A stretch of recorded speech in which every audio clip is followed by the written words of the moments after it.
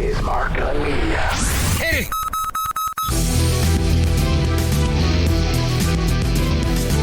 Welcome to Gunshots Straight from the Hip, the show that explores the lives of ordinary people doing extraordinary things. These are uplifting stories of people just like you who touch the lives of others just by being themselves. The views expressed are those of the speaker and guests and do not necessarily reflect those of any advertiser or business entity associated with this broadcast. Here is your host, Mark Gunn.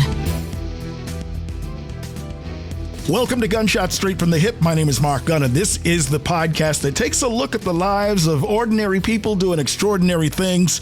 And on this episode, I am joined by what I affectionately call one of my kids. So anybody that knows anything about me here in Louisville, not only am I a radio personality, I'm also a musician and producer. And there is a community of local artists that I've had the chance to work with in some way, shape, or form over the last 20 some odd years. And my guest today is one of them, Rodney native Barber. How you doing, bro?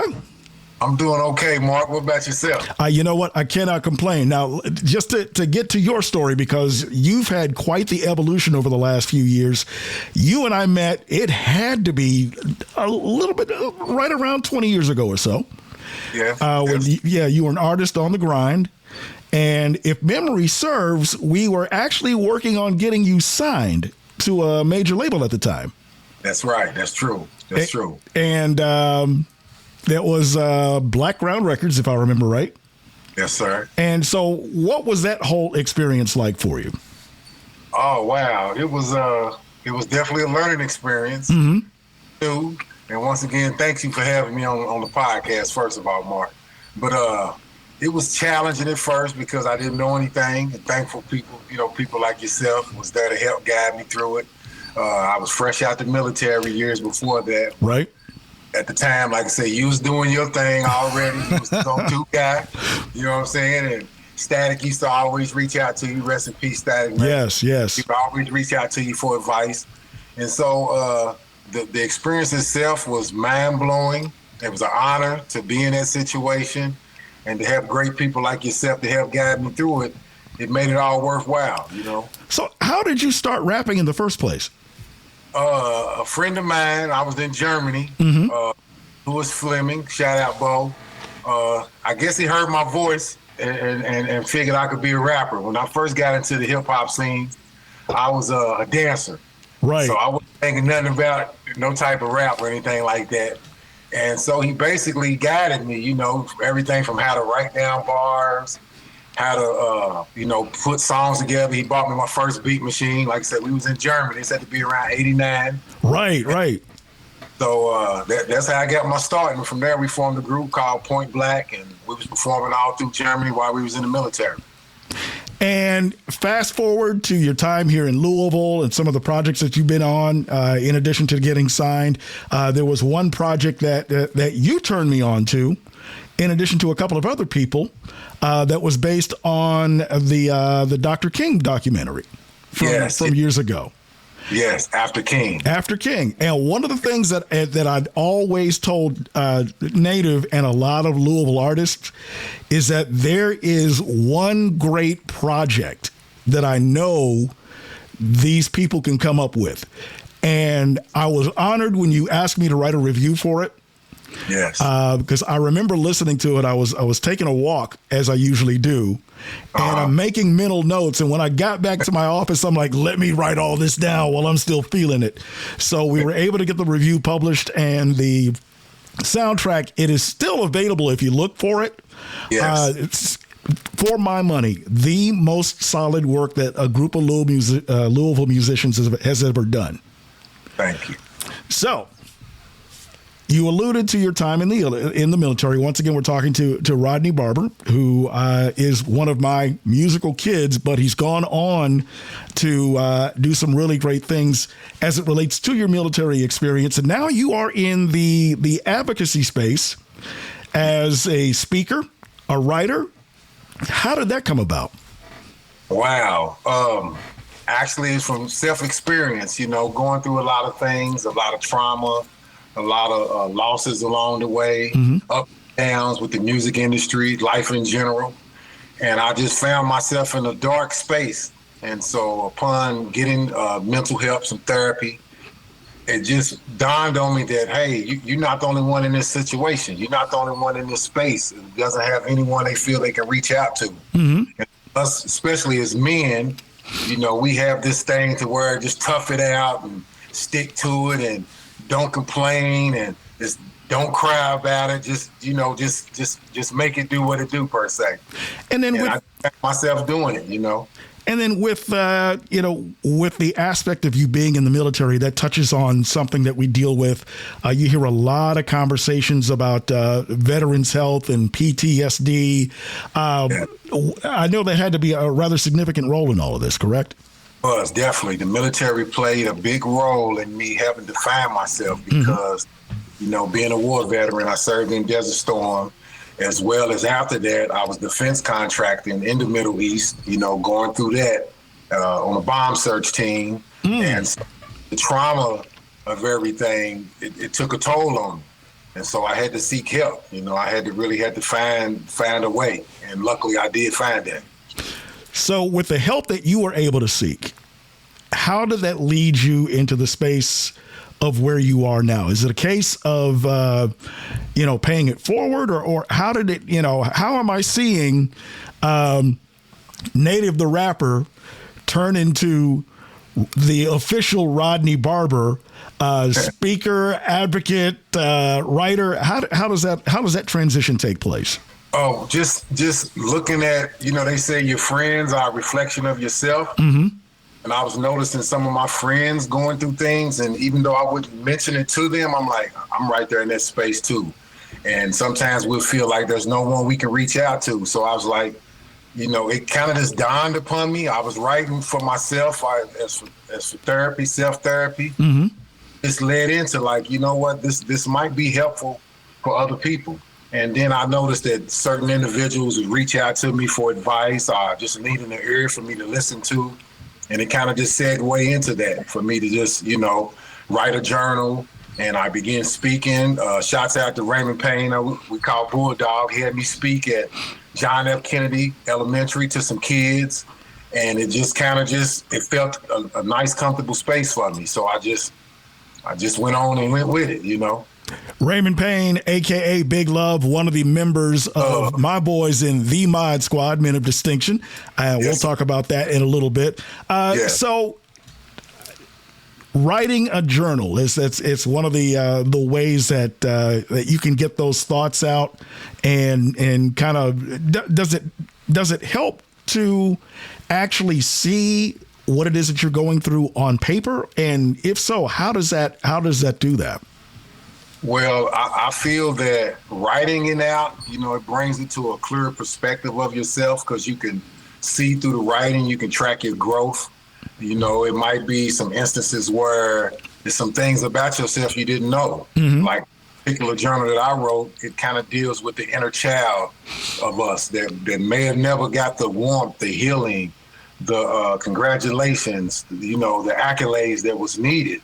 And so as our older self, we can give that back to that inner child and in turn help yourself heal with that. So writing it out played a big part. It plays a big part, and I think it's very helpful. And in your work as a voice and as an advocate, what other steps, what other measures are you advising young people to take as it relates to their mental health and anything that they may be going through?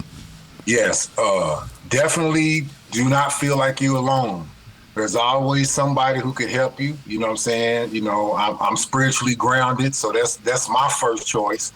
And there's always teachers. There's always mental health advocates. There's always counselors, friends, family members.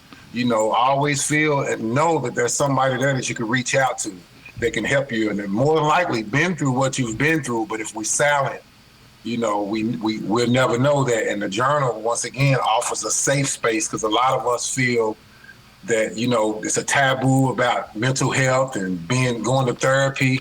So it offers a safe space to where you can kind of get those first steps with healing on your own per se, and get more comfortable with reaching out. And to that point, we are seeing within the Black community more people talking about therapy and more people talking about mental health.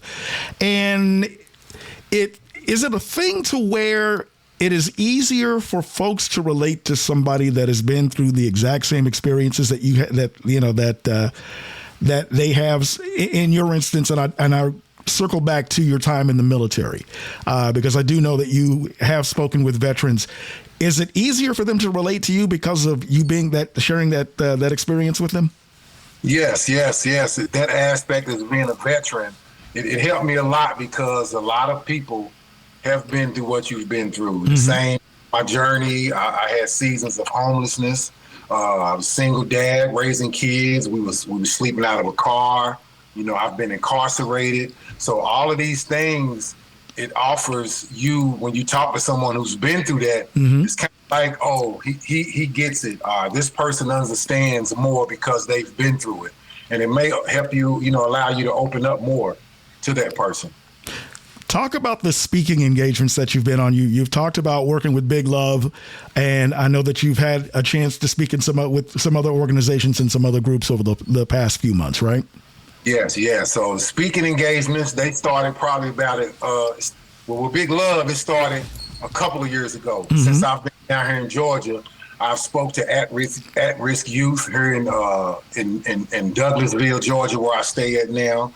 And there was like a school project for them that segued from them wanting to learn how to write music, them just opening up to me about other instances.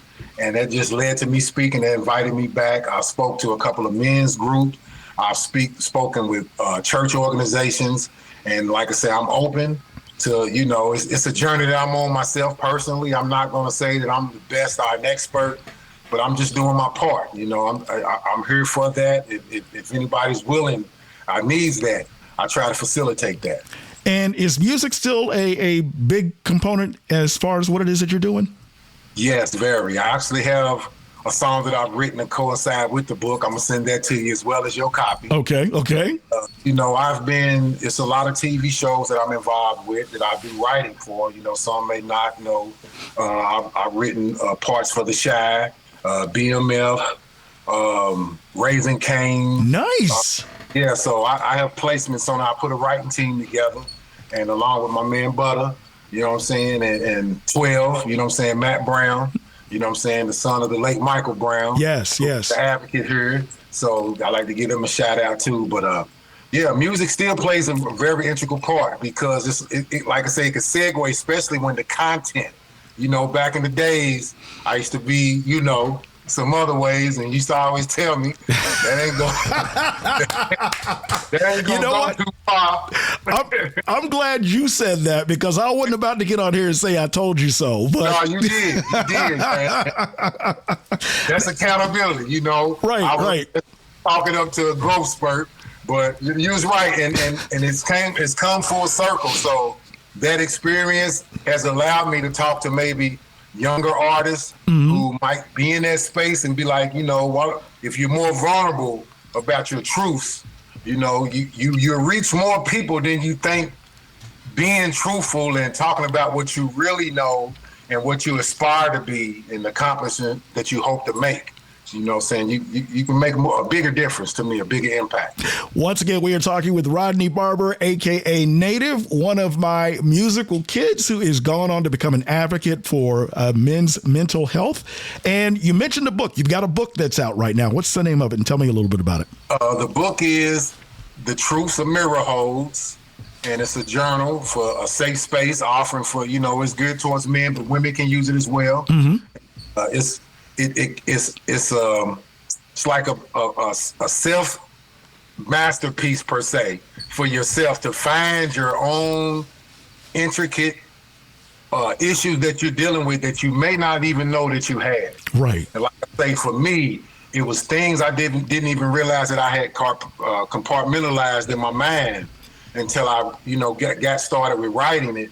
And it just opened me up to so much more and allowed me to be more vulnerable to myself and to love myself more and to respect myself more and to accept blessings, because I had an issue with that. Like if something good would happen to me, I didn't think I deserved it. Right. And it's like, nah, man, nah, you deserve this. You're worth this. So it really helped me with that. And I really truly believe that if you was to get this journal and really actively participate in the exercises in it, it can help you in the long run. And how can people get a copy of it, get a hold of it? Okay, it's that you can go to rodneybarber.com, that's BARBER.com, and Amazon.com as well. And I've just started purchasing hard copies, and I'm going to come back into cities, and I'm going to try to make it available for barbershops, let's just say sports bars, everywhere that men hang out, per se. That's where I plan on having the opportunity for you to acquire that knowledge right there. And speaking of barbershops, they are becoming fast a huge, huge catalyst for men to talk about any sort of issues that they have. Shout out to our mutual friend, Divine. Yes. Safe space. Yes. He, in fact, his was the listening session that we last saw each other. Right. And that was an interesting conversation in and of itself because, to circle back to your point about, because I think a lot of people feel this way, that when good things happen to them, they don't feel like they deserve them. And, I know I've felt that way quite a few times. And I'll never forget one part of the conversation that we were having as we were reviewing Divine's album. And you reminded me of this before we set this up. I was in my attempt to be humble because I'm in a room, full of really, really talented people, a lot of whom, like I said, y'all are my kids. So I'm trying to be humble. And I said something, and I hear this voice out of the back of the room, one word that cracked up the whole freaking space. And it was that one word, because I'm trying to keep this PG. It was that one word that kind of crystallized things for me after I had a chance to think about it. So I am learning to accept my flowers, and I'm learning to accept my blessings a little more. And I have you to thank for that partially. I mean, anybody that was there that night, they know exactly what it is I'm talking about. Right. All right. So once again, are you planning a tour? You right now you staying at home base, or what's happening? I'm open. I have one engagement that's due. That I'm speaking at a men's group here in Georgia, and I'm trying to line up some things in Louisville. Shout out to Levon Clack. Yes. Forward to working with him. And also let me mention, I want to start like a Zoom meeting where it's a safe space, and I'm trying to partner with other healthcare professionals. I've had people to reach out to me in my DM and want to talk, and that's a good thing. I try to be there for them, but I'm not a healthcare professional. Right. So I would like to partner with healthcare professionals. I'm open to that, and maybe we can, get the community going more. Because, like I say, I was at a time where my brother who passed away. Unfortunately, he took his own life, and I was with him. And some of the things I said may have triggered that even more. Not in a bad way that I was saying them, but me not being a professional. Right. You understand what I'm saying. So it kind of triggered it. In my opinion, that's one of the things I had to and still am trying to get over. Because I'm still a work in progress myself. I've been actively in therapy about 12 years now, and so. Those is things that I have to deal with, the loss of my daughter, living with regret, and maybe if I'd have did this, that way, and this way. So that part of it, really wanting to partner with other healthcare professionals in this space is something I'm really looking forward to. And like I say, I'm open to different meetings, and if someone wants to get together and would like to have me there and speak, I'm open to it. So, let's tell people how they can get a hold of you. Yes, okay. You can reach me on my IG. I'm at The Original Native. On Facebook, I'm at Native Barber. On LinkedIn, I'm at Rodney Barber. And on TikTok as well, The Original Native. And let's not forget the website as well. Yeah, the website is the official Rodney Barber at gmail.com. All right. So once again, it's, this is a peer-to-peer type of advocacy work that you're doing. Again, to circle back to your point about not being a therapist or a professional, you're able to relate to people on personal experiences, which is why they're reaching out to you. So I think as folks get to see this and hear this, I think you'll start to get more momentum in what it is that you want to do, man. Yeah, that's the hope, and I believe confidently in that. That's exactly what's going to happen, because I'm always looking at things in the positive light now. So definitely. Once again, we have been kicking it with my brother, one of my kids, Rodney Barber, aka Native, who is in the advocacy space when it comes to dealing with past traumas. Again, he's doing it as a lay person, but you're getting a lot of positive results. So again, like I told you the other day, man, I am so proud of you. I can't stand it. I thank you, Mark. I really do. And I told you, it means a lot coming from you, man. You always been there for all of us, but me especially. I could always pick up the phone. I could always call you. You was always available. You always would have us up at the radio station when I was in that serious music space. And everybody, what are you doing is a great thing for us. How you segue also, because I don't know if people know it, this brother can sing. Sing, S-A-N-G. He can actually sing. So him doing that and opening this media outlet, it's very much needed for the community. All right. So once again, Rodney Barber kicking it with us, Gunshots Straight from the Hip. You've been listening to Gunshots Straight from the Hip, the show that explores the lives of ordinary people doing extraordinary things. These are uplifting stories of people just like you who touch the lives of others just by being themselves. We're always looking for feedback and show ideas, so reach out to us by email. mark@markgunmedia.com. That's mark@markgunmedia.com. Make sure you check us out for the next episode. Thank you for listening. Mark Gun Media. No hype, no hoopla, just damn good work.